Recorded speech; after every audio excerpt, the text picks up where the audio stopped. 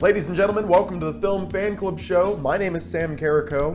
I know we took last week off, but we've got a great show for you tonight. John Lein is back to round out our discussion of Zack Snyder's Rebel Moon.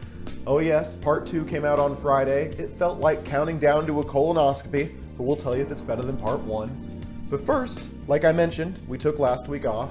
I figured nothing too big would happen in the meantime. Boy was I wrong. We got the Joker 2 trailer. I think it looks amazing. The first film was fantastic, and I still feel really confident in Todd Phillips and the rest of the team behind this sequel. But not everybody shares my optimism. My favorite response has been right-wingers upset that Lady Gaga will be playing Harley Quinn. According to them, she's just a singer and not a real actress. Yes, but whenever they are asked who their favorite actress is, the answer always seems to be Gina Carano. I'm kidding, but another complaint I've heard about Joker 2 is that it'll be a musical. As if that's a bad thing. I've got to say, as a fan of both the first movie and La La Land, it's like this one was made specifically for me. While we were off, I also saw the new Sydney Sweeney movie, Immaculate. Well, I guess I should say I tried to see it. Unfortunately, it was really disappointing. For a horror film, it wasn't scary. The story was uninteresting, and when I found out that Sydney Sweeney was going to be dressed like a nun for the bulk of it, I walked out. Alright, let's do a monologue. We're going to talk about Rebel Moon Part 2 today, and as if the film wasn't long enough already, unless you're paying top dollar for a subscription, it's going to be even longer because of commercials. You know, streaming services used to be like a buffet. All you can watch whenever you want. But now they're starting to feel more like a cafeteria, and you got to pay extra if you want to sit at the cool kids table. I feel like the problem started with Hulu. Their basic plan has always seemed to include ads, but soon other streamers started following suit. Take Netflix, for example. They used to be the cool kid on the block, but now they're adding more ads than a used car salesman trying to make a sale. And their new pricing plans? More confusing than assembling IKEA furniture without the instructions. Been there. HBO Max used to be a one-stop shop for great shows, but now they're making viewers jump through more hoops than a circus performer, and not a good one. You want access to the good stuff? Well, you better be willing to fork over some extra cash. It's like trying to buy a cup of coffee and being told you need to upgrade to a grande mocha bullshit latte just to get a shot of espresso. And don't get me started on Amazon Prime Video. The whole point was originally to be a bonus to your Prime membership. But now, you have to give Jeff Bezos even more of your hard-earned money if you want to watch Rings of Power without ads. Hell, I didn't even want to watch Rings of Power, period. We'll be covering Season 2 though, so get ready for that. Keep in mind what this is all coming from. In 2013, I know, way back yonder, the promise of Netflix was an alternative to cable. No more weekly releases, no more commercials, and better content. But, to quote Obi-Wan Kenobi, now you have become the very thing you swore to destroy. So what's the solution? Well, it's hard to tell at this point, but if you catch my drift, Pirates of the Caribbean was always my favorite movie growing up. Alright, we've got a great show for you lined up. Let's welcome tonight's guest. Joining me now, he is an acclaimed photojournalist and, of course, the co-host of the Mission Matinee podcast, which is part of the Film Fan Club network of podcasts. John Lein is back. Back-to-back episodes. Welcome back, John. Hi, thanks. Glad to be here. Yeah, and it's great to have you. I mean, just I was talking off screen, we're getting more Rebel Moon talk. I'm so excited, aren't you? Yeah, well, you know, the hard part's done, so. We've watched it. It's over with. And I was reading Future. I was looking at the Wikipedia page at the bottom. It says Future is Zack Snyder is currently writing part 3. I'm like, not watching that. I will not be watching that. But before we get there, you read my monologue. You know what I'm going to say in the monologue. I mentioned Joker 2 in the monologue. I didn't get a chance to review it yet on the show. I'm a big Joker 1 fan. We saw the first Joker movie together, actually, in theaters, or if not, I believe so. As you, myself, and a couple of coworkers, we went down to the Cinemark at 71st and Memorial, the worst part of town for a movie theater. And we saw it on a busy, I tell you, it's just such a busy area. Anyways, I'm a huge fan of the first Joker movie. I was very excited for the second one. You saw the trailer. I'm going to gush on it here in a second, but I'd love to hear what you took away from the Joker 2 trailer.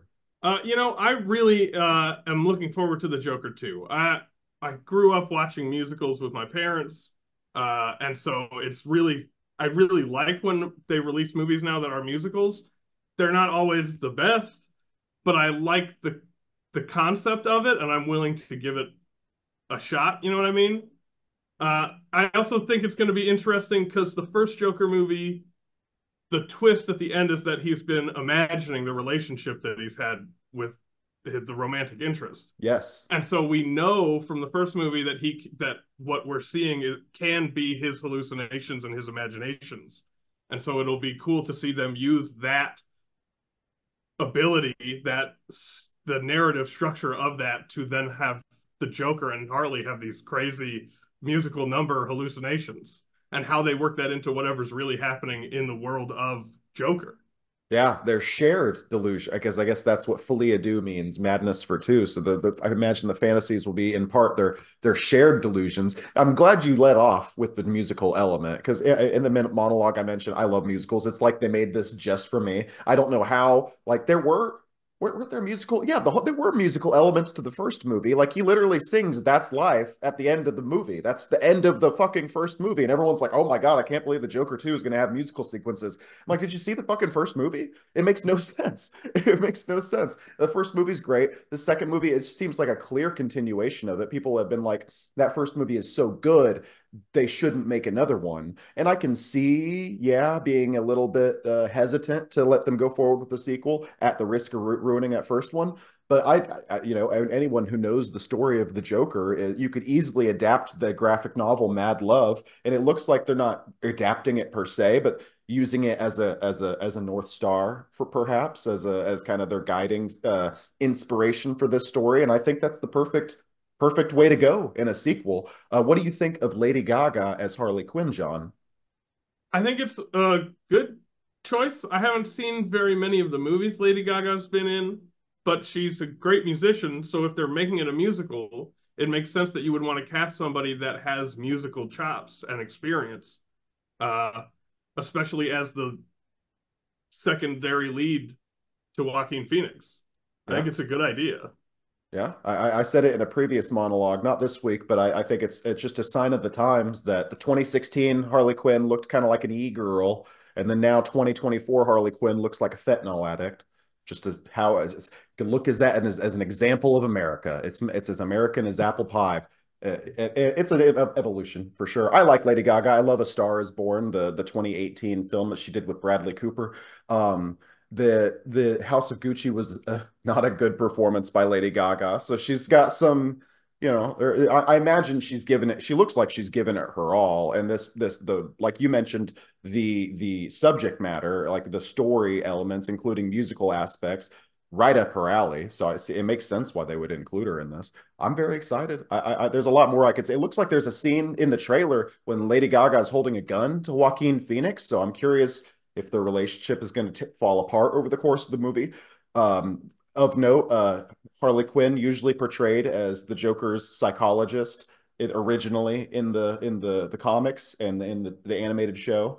But now they're going in a different direction. She's going to be another inmate at Arkham Asylum. It seems like. I think maybe they're trying to avoid a little controversy there, because that's a weird dynamic whenever you say it out loud. Mm-hmm. Any other things to take away from the Joker 2 trailer? I mean, I'm excited. I'm running out of things to say. I'm just going to be gushing, It's just going to be more good things. And I always feel weird when I say good things. Anything else you want to add before we move on to negative things? No, I don't think so. Okay, so the negative things. Rebel Moon Part 2 is out. It's on Netflix now. I loved Zack Snyder's Justice League. I love Batman versus Superman, the Ultimate Edition. Watchmen is a fantastic superhero movie. 300, I've seen once when I was a kid. I don't really watch 300. He's done a lot of good movies. We mentioned it in part one. Nobody watched part one of our review, but I'm very disappointed in Zack Snyder. John, did you have any hope that things were going to turn around in part two? When we watched part one and we were talking about it, I kept giving it the benefit of the doubt that it was a part one of a two-part narrative, and so maybe they could do things with it that the first part was set up for, like you think you would do if you knew you were going to make a two-part narrative. Yes. And then the longer I watched part two, I was like, oh, they're not doing anything with any of the stuff they set up in one. And so a bunch of this is just repeat or comes out of nowhere because there weren't the connective tissue scenes that motivated any of the characters to do anything. And so it was just like a slog. And the longer I watched it, the more I was like, if we weren't doing this review, I would have turned it off.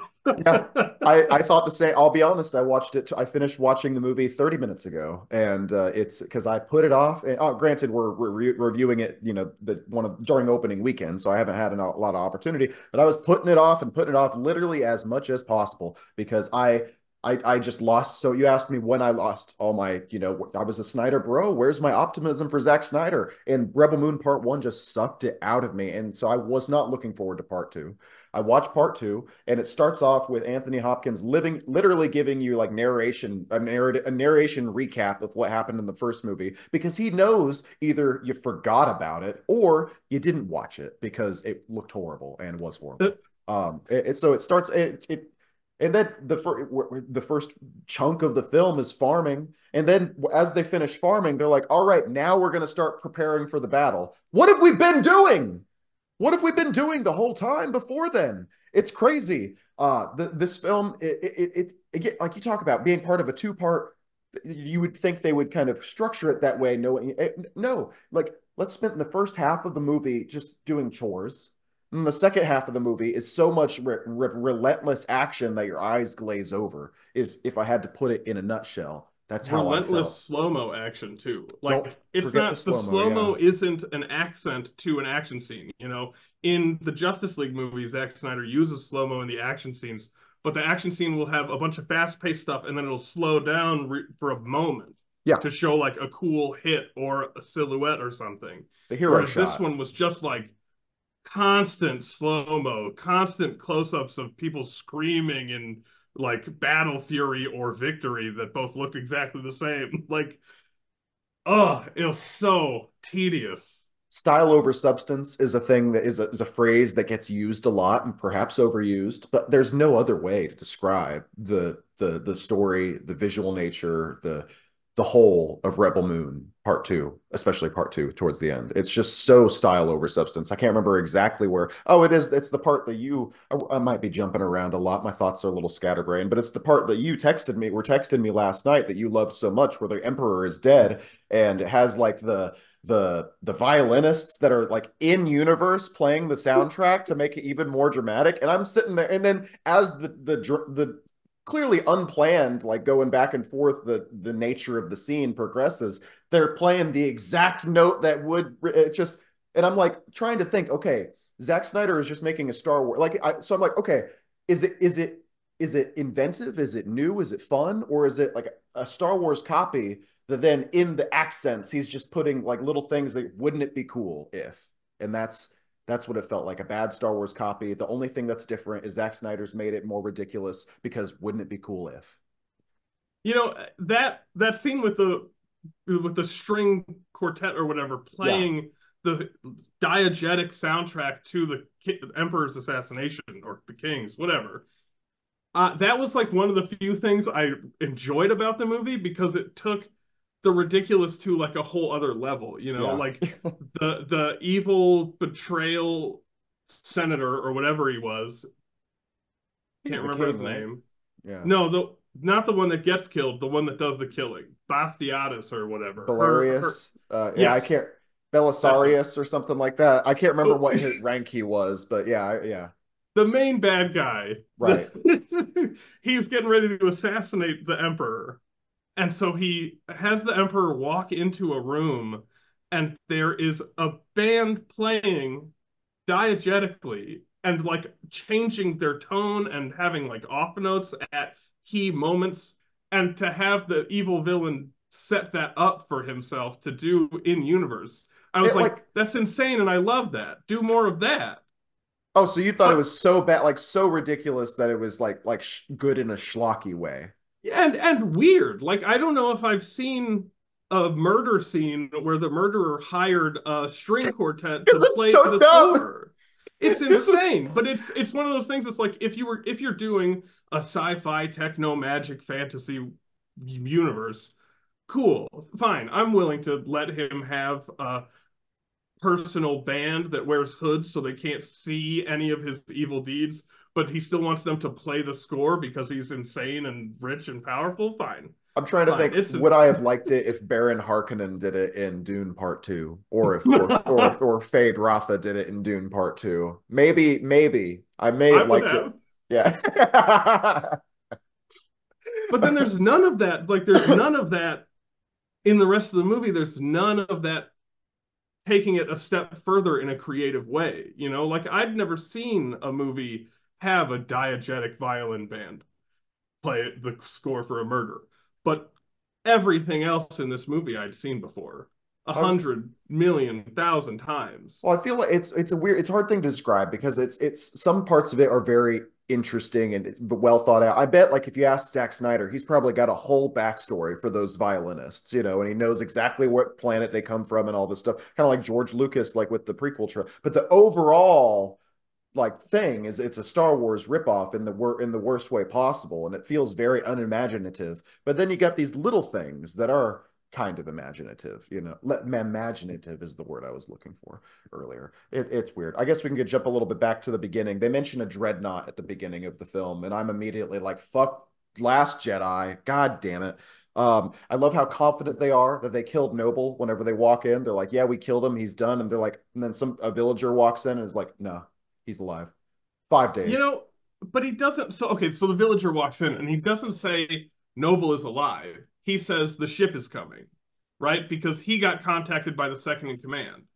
So at that point, the protagonists don't know that Noble is alive. They just know the ship is coming, and it shouldn't be because procedure says the ship leaves if an admiral dies. Well, so the logical jump is that he's still alive, right? Well, I mean, it could be they really do like okay, their explanation, the way that they explain it to themselves is, oh, they need this grain way more than we thought they did. So let's Okay. bring the grain up to the camp so that they don't blow us up. Because clearly they're coming here for the grain, even though it's against procedure. Gotcha. But the fact that Noble is alive on the Dreadnought doesn't lead to anything. Like the Dreadnought having the knowledge that Noble has without the characters knowing that Noble is there doesn't lead to them getting outplayed or surprised by anything. They're still perfectly capable. The If only thing that anything, happens is that they do the meeting before the yeah. battle starts, and Noble walks out of the ship, and the two characters go, "He's alive," and But then but then they still, if anything, they have the upper advantage at the beginning, at least at the beginning of the battle. They like the battle starts off tilted in the rebels' favor because of that surprise attack they do. So yeah, you're mhm. talking at like the setup payoff nature of the film would be now they're at a disadvantage going into the battle because Noble's been able to plan in a way that someone else wouldn't have. And Zack Snyder's like he just I don't know if he doesn't understand that or if he thinks that he's subverting your expectations by he uh was. by actually giving the rebels the advantage and not following through that film language. I think that for some reason Zack Snyder was given permission to make a two-part narrative, 4 hours of screen time. And honestly, he probably could have done 2.5, 3 hours each because it was made for streaming, not for movie theaters, right? Right. I think that they were like, here, you can do this story. And he went, oh, I can do this story. And he went even bigger than he Mhm. wanted to do with Justice League Yeah. because he thought, oh, I have two movies and I definitely will get to do them. And then he made them too much. And so he had to trim them down. And so, like, there's a skeleton of a story that makes sense, even though it's a little cliche, most of it. But then there's none of the connective tissue, none of the muscles, none of the tendons, none of the skin that covers the body to Yeah. make any of it work or to earn the overly dramatic everything. Every scene is scored dramatically and shot dramatically and lit with Christ imagery for some Yeah. reason. And Yeah. like it, it's Zack Snyder being able to make the movie Zack Snyder wants to make and still not being able to make the movie that Zack Snyder envisions in his head. I think so do you think it being longer or being shorter would have been better? Because I could have seen one 3 hour film that perhaps is you cut out all the fucking farming. Just cut that Yeah. shit out. Stop it. I Stop mean, it. the first 30 minutes have three different montages of people working together. Yeah. I think that they could have done one story, one movie that's like 3.5 hours, right? For both part one and two. But they Yeah. wanted to do a two-part so that they could succeed with one and hype up two, and then get a whole bunch of viewers for two.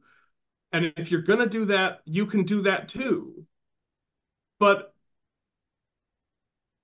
right knowing that that's what you're doing. Yeah.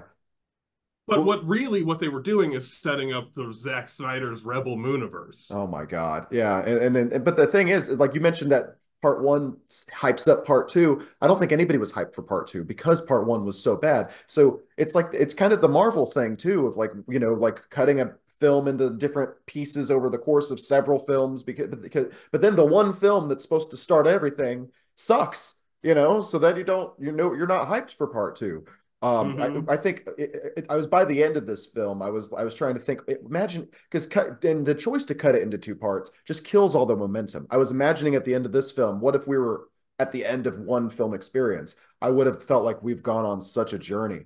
But in like 1 3.5 hour film, like Killers of the Flower Moon, by the end of that film, you feel like you've been through a lot because Mm-hmm. it's a better made film. Who directed that? Um, Martin Scorsese, good friend of mine. I lost my train of thought. No, so at the end of this film, I feel like all the momentum's been killed. So then going into this, and then we've got all this farming. Then by the end of the battle, I don't feel the impact of this long. And then by the end of this chorus, so bloodied and everything, I don't feel the impact like I'm supposed to do because of their decision to just take all the deflate it in the middle by splitting it into two parts. That's how I Mm-hmm. felt.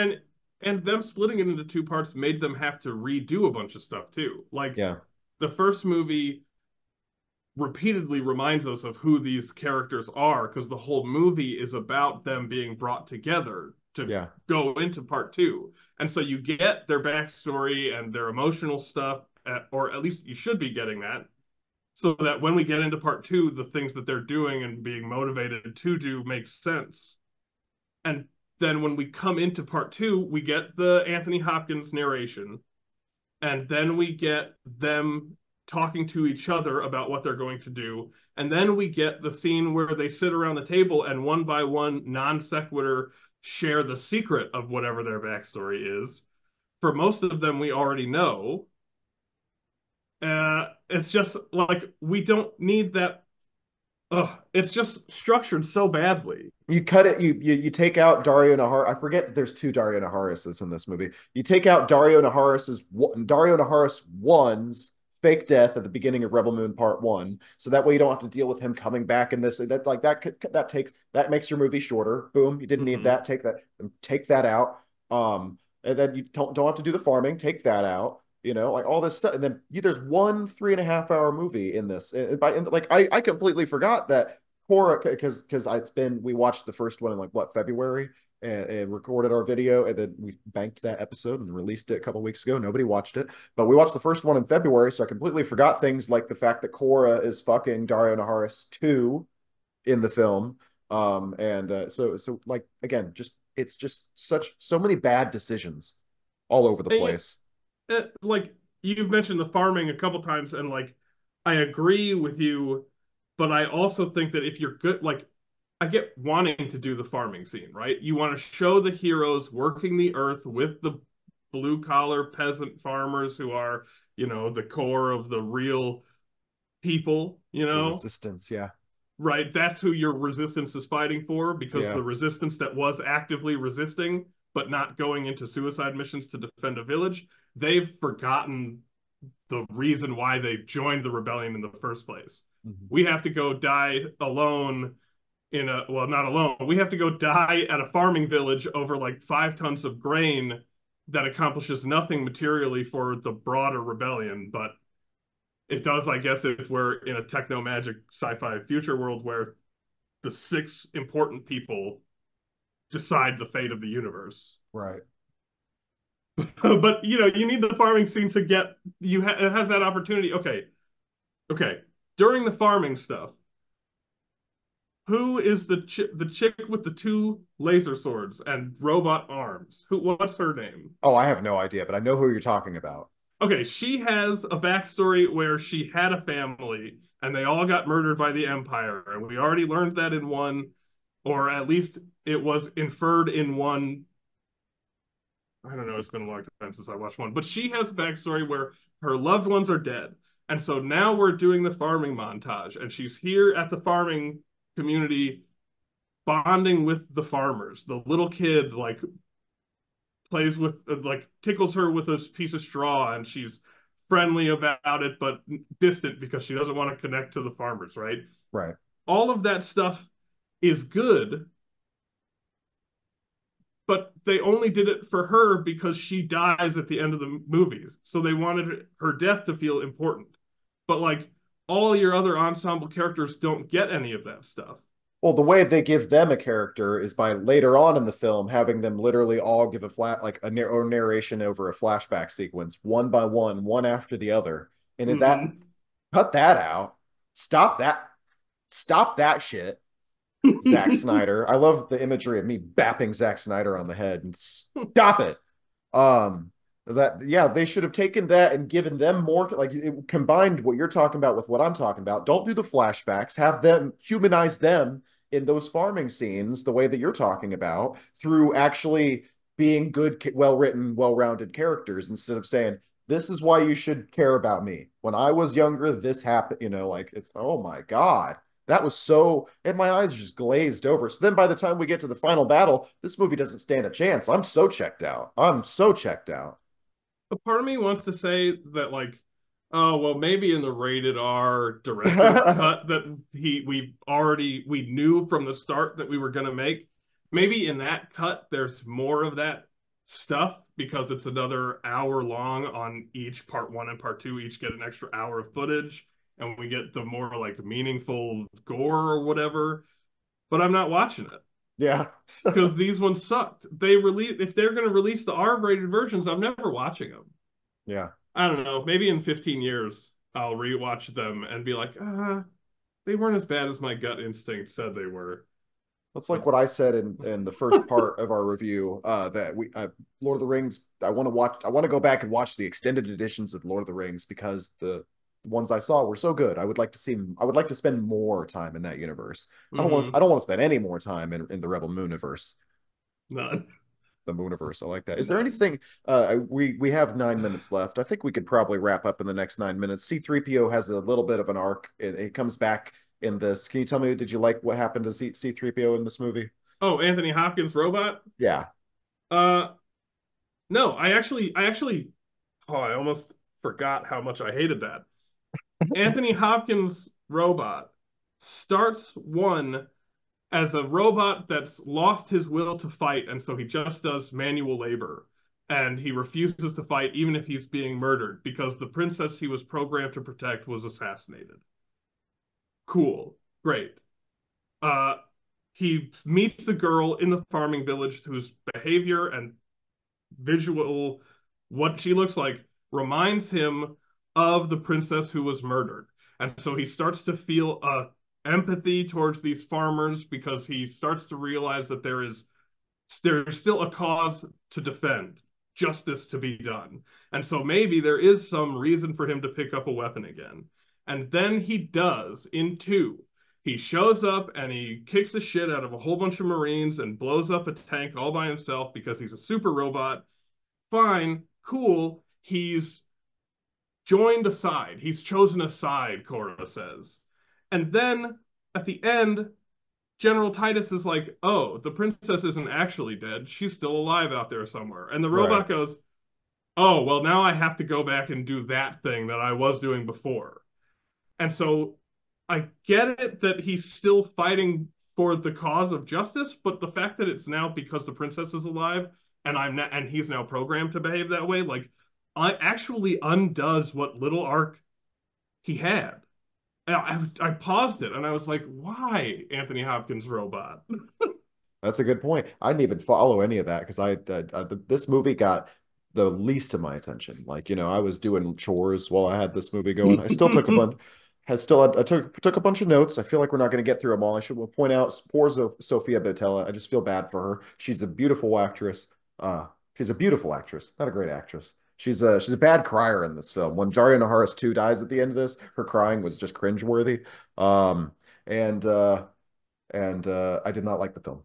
I feel bad That's for just of it. all the actors, and I I feel bad for all the talent. Like, I don't feel bad for Ed Skrein. He seems to not get Deadpool and Game of Thrones like top of his filmography for me. The rest have been like pretty mid. So Ed Skrein, I could see him in this. Daria Naharis 2 seems to Daria Naharis 2 was in Haunting of Hill House. Have you seen Haunting of Hill House? nope. It's way better than this. Watch Haunting of Hill House. Daria Naharis 2 was in that. Um, Okay. would you recommend people watch Rebel Moon Part 2? Nope.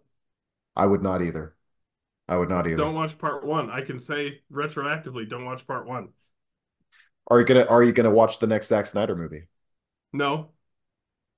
You know But what? Okay, you know what? If you watch the next Zack Snyder movie and you text me and you're like, John, swear to God, it's good. we are so back. I'll give it a shot, but I don't buy it. Yeah. You'll tell me it's good, and I'll be like, Like, let me get a couple other opinions. Let me sample around. I mean, this is him with total control, right? That's what they say. Yeah. If this is him with total control, I don't want to see any more of his shit. Yeah. While I was watching this movie, there was a point where I paused it and I was like, is it possible that Zack Snyder's entire career, all the drama from the DCU stuff, having a theatrical cut and then a director's cut that everybody goes, oh, this is better because it's more what Zack Snyder wanted. It's all a fictional, like, it's all a stage play that he put on with WB or whatever to trick audiences into thinking, oh, when Zack Snyder gets to do what Zack Snyder wants to do, it's good. Because he primed us with the bad version before giving us Yeah. the one that he wanted.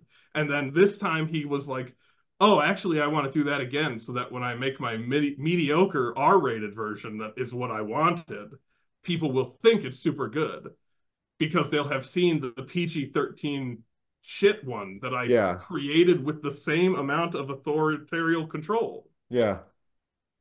I don't I know. don't fucking I saw somebody quote tweeted an article on Twitter. The article said Zack Snyder says he wants to release a director's cut of Sucker Punch. I already have the material. I just need the permission to edit it. And the tweet said, "My brother in Christ, just make a movie good the first time." And 100%. yeah, Make a that's movie good the first time, dude. just do it. It's like, why does a Star Wars ripoff need to be rated R? Why can't that? Why is there no universe where you could make a good version of that? Because I we don't live in that universe, unfortunately. Yeah, do a rated R Star Wars ripoff. I'm fine with an adult Star Wars or whatever, but like Just then do don't that. release the shitty PG-13 version as your flagship, because most people are going to watch that. Like that's what people are going to watch. You release it first. PG-13, just by the nature, has more audience, reach. That's going to be what you're known for, and everybody's going to think it's fucking shit, and that's your fault. It's not Warner Brothers' fault. And this is, I am so I'm going to go watch my Zack Snyder's Justice League review after this just to get this filth off me because I'm a fan. I liked Army of the Dead. I stood there when no one else would, and I said, Army of the Dead is okay. Everybody Army else of was the Dead, against me. I was like it was like pulpy enough that I was fine with it. Yeah. I didn't Yeah. love it, but it was doable. It's like, yeah. Anyways, so that's our coverage of no, I was about to say Army of the Dead. Rebel Moon Part 2. That's our coverage of Rebel Moon Part 2 and Part 1. Not touching any more of it. Not watching anymore. I'm done. John Lein, thank you so much for joining the show. I have to tell everybody, John, of course, was part of our Mission Matinee podcast series. You can find that on the Film Fan Club podcast feed. That's wherever you get your podcasts, including Apple and Spotify. John, thank you so much. Hopefully the next time we talk, it'll be an actual good movie. Yeah, fingers crossed. All right, that's our show. I'd like to send a special thanks to John Lein for joining us this week. Next week, political commentator Ben Burgess will be back to talk about the new A24 film Civil War. Make sure you subscribe here on YouTube. Follow us on your favorite podcasting app. Follow us on the various social media platforms as well. We're on Facebook and TikTok at The Film Fan Club. I'm on Twitter and Instagram at Samuel D. Carrico. I've been Sam Carrico. Thanks so much for joining us. I'll see you next week.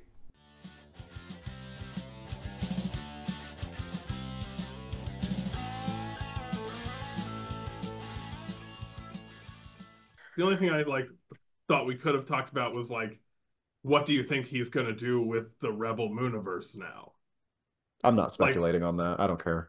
You want to hear what my speculation is, though? We don't have to put it in the thing. In less than a minute. Oh. Because we're going to get cut off. Oh, right. The meeting room is going to close. Yeah, it's going to close in less than a minute. We'll see if I can do it then. Okay. He's going to do a bunch of spin-off movies, right? Like the